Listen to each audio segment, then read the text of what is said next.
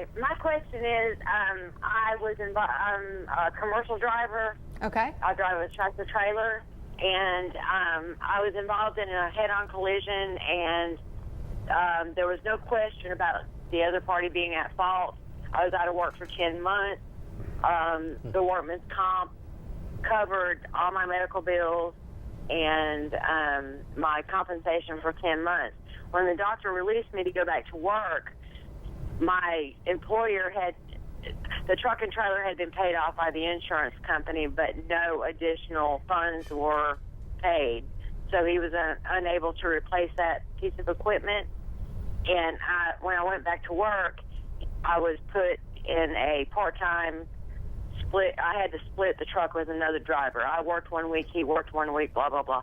Anyway, obviously, I could not work part-time. I mean, when the accident happened, I was employed full-time. This other driver was not an employee at that time.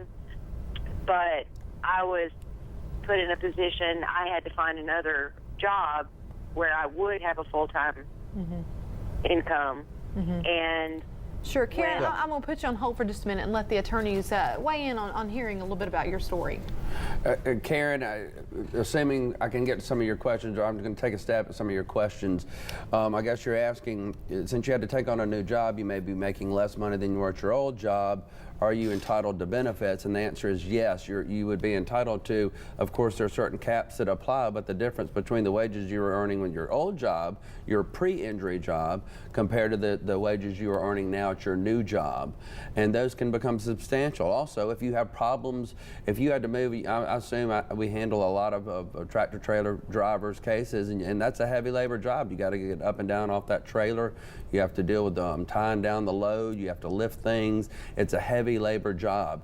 If you're physically unable to return to a job of that category, you have heavy, medium, and light labor jobs, then you may be entitled to what's called a vocational loss, which entitles you to benefits greater than, say, a simple impairment rating.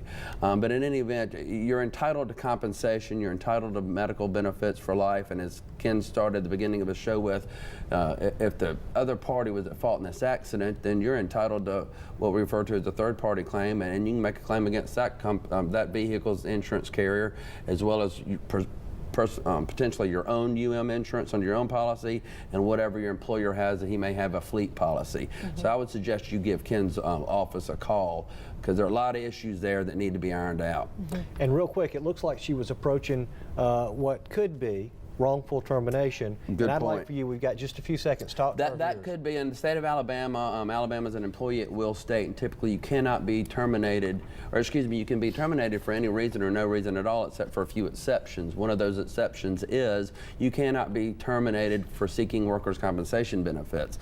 Now you might say, well, I wasn't terminated, they just cut back on my hours, but that can be considered constructive discharge, which in essence they were trying to run you off for filing workers' compensation benefits. Get a lawyer to help you. That'd be the y'all. best way to handle that.